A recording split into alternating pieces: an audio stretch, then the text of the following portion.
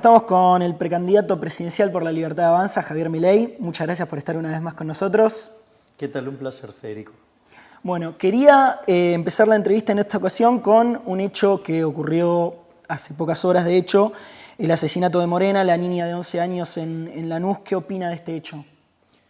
Bueno, uno puede, como siempre señalo, hacer foco sobre la cuestión coyuntural, sobre lo aberrante del hecho, sobre lo poco que vale la vida humana, o sea, el poco respeto que hay entre los humanos, pero eso no es algo que va a permitir dar solución. Esto es una cuestión más de índole estructural. Es como consecuencia de 100 años de decadencia argentina, que no es solamente una decadencia económica. En realidad la decadencia económica es el reflejo de la decadencia moral. Y esa decadencia moral, que implica que en lo económico nos está yendo muy mal, tiene también una falta de valoración por la vida. En ese contexto hay que entender ese crimen, y hay que entenderlo también en que hace más de 20 años Argentina decidió abrazar a la doctrina Zaffaroni. La doctrina Zaffaroni básicamente lo que hace es cambiar los roles. Pone a la víctima en el lugar del victimario, ¿sí? Y al delincuente como una víctima. Entonces todo ese conjunto de políticas derivan en una reducción del costo para el delincuente, y eso hace que la actividad delictiva sea más rentable y por ende conlleva a más delito. El problema es que también uno ve que en la sociedad y en los medios de comunicación eso es muy grave y se nota con mucha claridad, y yo lo percibo por el nivel de agresión que recibo por parte de algunos comunicadores, es que no logran hacer conexión entre causa y efecto. Entonces, claro, frente al hecho aberrante se horrorizan y se ponen muy, digamos, no sé a veces si no están impostando una solución, una posición, pero en realidad son cómplices porque, digamos, viven promoviendo todo ese tipo de políticas. De hecho, nosotros somos los únicos que verdaderamente planteamos de cara a eso una respuesta contundente. Nosotros justamente no hemos inventado nada, es decir, la respuesta que nosotros damos es la misma que se le ocurrió a Gary Becker cuando dijo esto no podía terminar bien, que él estaba dando clases en la Universidad de Columbia en New York, y eso en la vida real después se plasmó en lo que es el principio de las ventanas rotas de Rudolf Giuliani, y que básicamente es el que las hace las paga. Es decir, nuestra doctrina de seguridad, pese de que hay una candidata que se copió en nuestro eslogan, nosotros para eso, que el que las hace las paga, básicamente lo que hacemos y estamos proponiendo es una reforma de la Ley de Seguridad Interior, una reforma en la Ley de Defensa Nacional, una reforma en la Ley de Inteligencia, una reforma en el Código Penal y una reforma en el Código Penal Procesal y obviamente todo un upgrade en el sistema carcelario. ¿Para qué? Para dar lucha a la delincuencia. Y esto hay una cosa también muy importante, y es que nosotros estamos dispuestos a dar el aval político a las fuerzas de seguridad para que hagan su trabajo. Cosa que las fuerzas de seguridad saben que de parte de la política no lo tiene.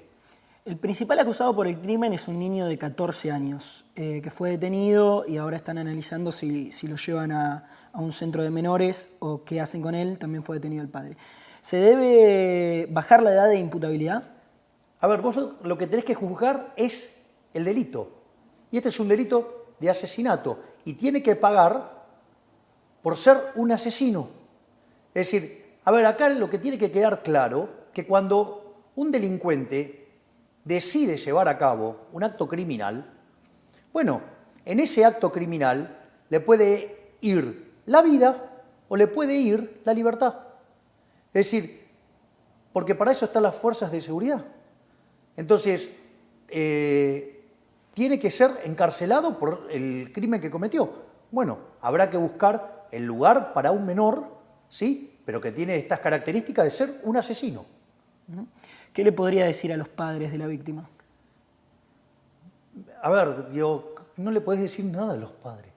Creer que le podés decir algo a los padres sería de una hipocresía. Digo, ¿cómo le vas a creer decir algo a alguien que acaba de perder un hijo? Es decir, esta gente que perdió la hija hoy. ¿Qué explicación le querés buscar? Es decir, entonces, ¿qué vas a encontrar? Políticos demagogos dándole su apoyo y todo. Y después se corren, después desaparecen. ¿Sí? Porque lo hacen con todo. Es decir, la verdad es que, de vuelta, que es lo mismo que decimos nosotros siempre, este desastre que es la sociedad, que es un baño de sangre, es como consecuencia de estas políticas abolicionistas impulsadas por esta casta política. Entonces, vos no podés esperar que haciendo las mismas cosas de siempre, tener resultados distintos. Y tampoco vos podés esperar, sí, que con lo mismo de siempre, digamos, tener algún cambio, porque no les interesa cambiar. Ya tuvieron la posibilidad, todos estuvieron en el poder, todos pasaron por el poder y nunca hicieron nada al respecto. Por lo tanto, o sea, digamos, una Argentina distinta es imposible con los mismos de siempre. Por eso nosotros venimos a proponer un cambio. Es más, yo ayer, digamos, le hice un upgrade. Dije, ya no hablo de 180 grados, hablo de 540. Porque los saco a pasar a los políticos en una vuelta de 360 y además le meto los cambios por 180 grados para poner a la Argentina de pie y que inicie su sendero de crecimiento. Y en este sentido, ¿cómo ve que la mayoría o prácticamente todos los candidatos presidenciales y a gobernador suspendieron sus actos luego de este hecho? Bueno, eso es parte de la hipocresía y de la mentira de las políticas. Porque en realidad, ¿por qué lo hacen? Porque ante el hecho se pueden empezar a disparar entre ellos. Entonces, ¿qué pasa?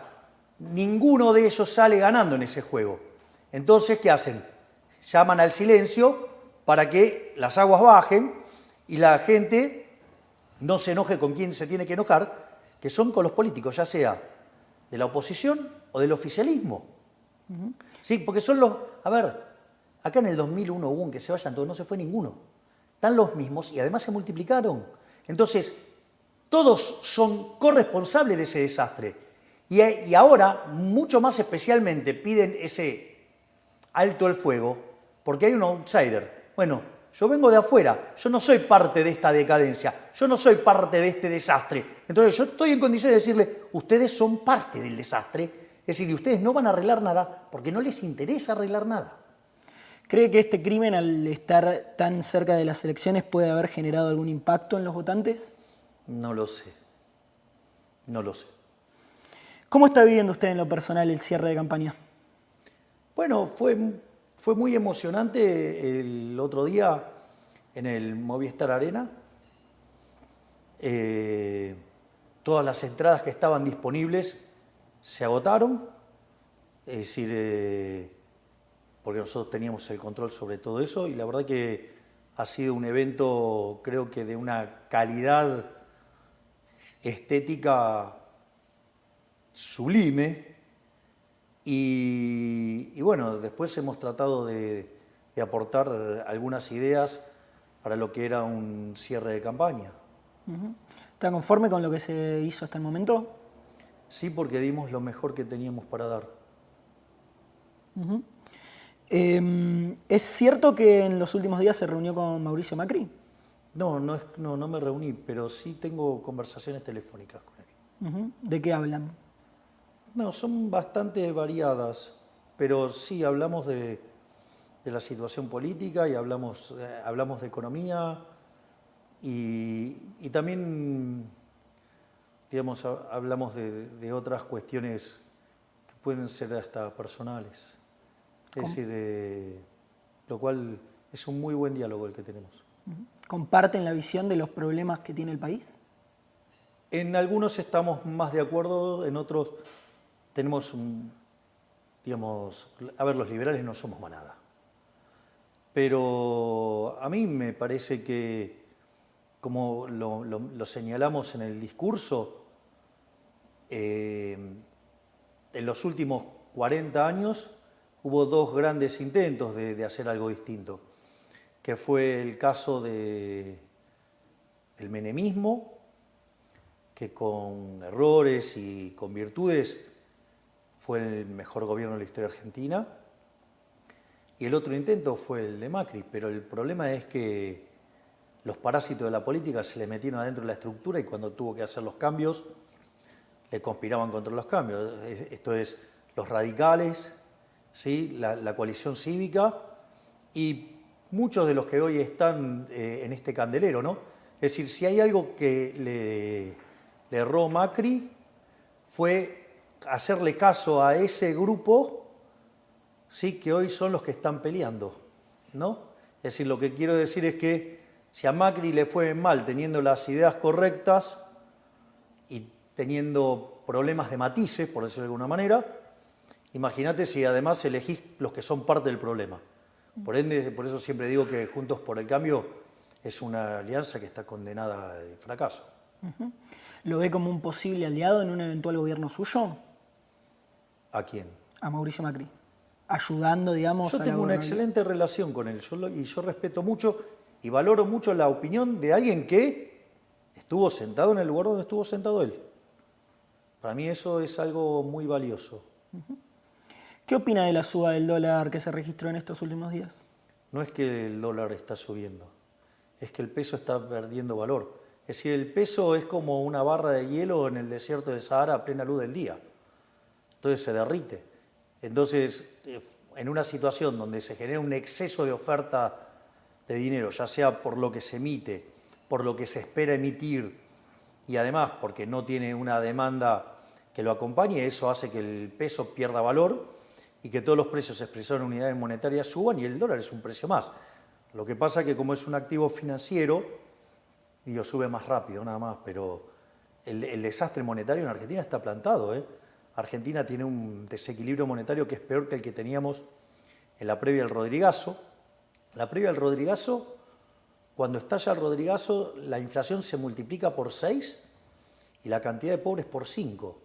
Pensá que sería llevar la inflación arriba del 900% o en torno al 900% y no puedes multiplicar por 5 la cantidad de pobres porque no te da la matemática.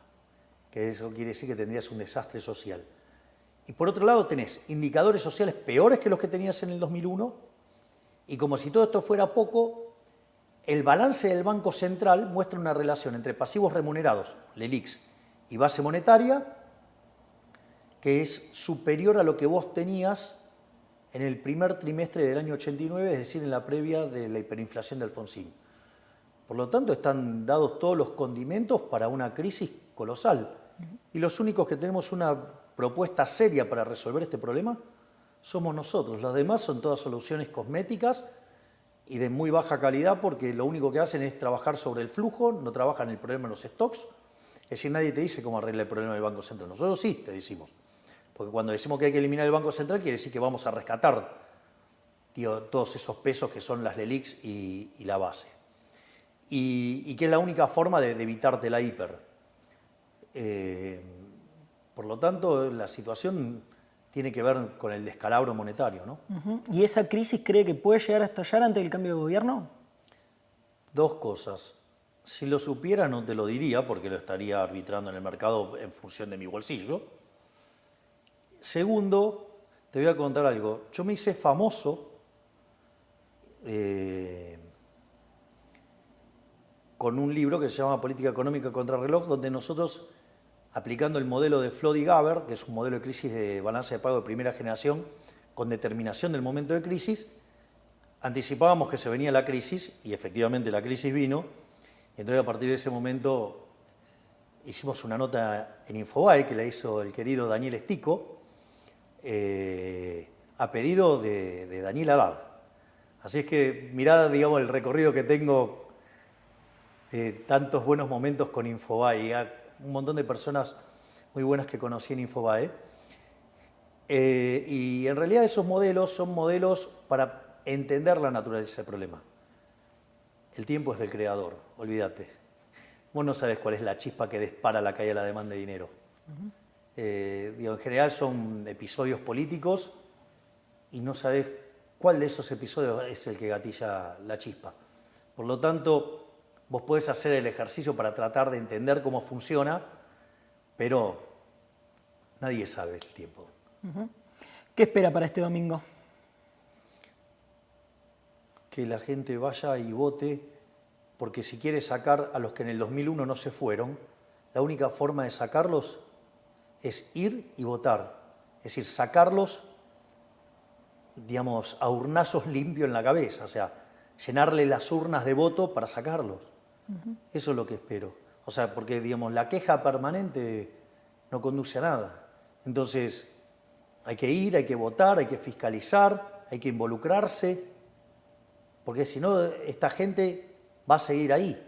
Digo, no se fueron en el 2001, digo, tampoco se van a ir ahora. Entonces, si la gente no toma conciencia de eso, bueno, entonces que después no se quejen, que sigan los mismos de siempre. Porque esos sí van a votar, ¿eh? Esos y sus huestes parasitarias van y votan. Entonces, hay que ir y votar porque es la forma de sacarlos. El sistema democrático tiene esa forma. La única forma que tenés para sacarlos es yendo a votar. Y a los indecisos que no saben aún por qué candidato votar, ¿qué les diría? Que miren las boletas, que miren las caras de las boletas y vea cuáles son los que llevan 20, 30, 40 años el Estado y quiénes son los verdaderos nuevos del sistema. Porque ahí también les va a permitir entender todo lo que pasó durante la campaña, cómo nosotros fuimos agredidos tanto por el oficialismo como por la pseudo-oposición, quiénes son los que están verdaderamente contra el statu quo, que vean, digamos, o sea, de vuelta, una Argentina distinta es imposible con los mismos de siempre. Los mismos que te trajeron a este fracaso, ahora te dicen que te van a sacar, ¿y por qué no lo hicieron antes? Si vos haces mal tu trabajo, 6 meses, te echan. Bueno, esta gente viene fracasando hace 40 años y las ideas que promueven vienen fracasando hace 100 años. Y además, una de las cosas que yo señalo que el problema más grande en esto es que la solución está en manos del problema. ¿Qué quiere decir? Los políticos son parte del problema. A ellos les va bien con este sistema. Los incentivos de los políticos no es cambiar el sistema. Por eso, digamos, para ellos es muy cómodo cuando es, digamos, o sea, el kirchnerismo contra, no sé, Cambiemos, que de Cambiemos no tiene nada. Pero, ¿por qué?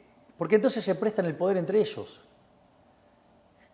Esta vez se les plantea un problema grave, que es un outsider, ¿sí? Y que viene a patear con todo el statu quo, y eso es lo que los pone tan molestos. Entonces, lo que tiene que entender la gente es, puede votar los que generaron este fracaso y que además no tienen incentivos a cambiar las cosas, o los que verdaderamente queremos hacer un cambio que ponga de pie a la Argentina y que de acá a 35, 50 años Argentina sea una potencia mundial. La última que le hago. ¿Qué le diría a aquellos que no quieren ir a votar porque son, o que no están convencidos de ir a votar porque son elecciones primarias? Que es un error, porque fíjate cómo determinó todo el tablero político lo que pasó en las pasos de la anterior elección presidencial, lo que implicó en términos de mercado, lo que implicó en términos de la evolución de las variables económicas. Por lo tanto, o sea, las pasos son mucho más importantes de lo que se cree. Y en realidad, además, otra cosa que debería quedar claro, que deberían votar por convicción. Porque esos votos estratégicos después están siendo operados por las fuerzas políticas en cuestión, que promueven el voto estratégico ¿para qué? Para llevarse agua a su molino y perjudicar a otra fuerza. Ejemplo, perjudicarnos a nosotros. Entonces, que vayan, voten y que voten por convicción, que voten al que más les gusta, pero que voten. Y nada de especulaciones estratégicas que lo único que hace es favorecer a los ladrones del statu quo. Perfecto. Muchas gracias, Javier Milei, por estar con nosotros. Gracias, Federico.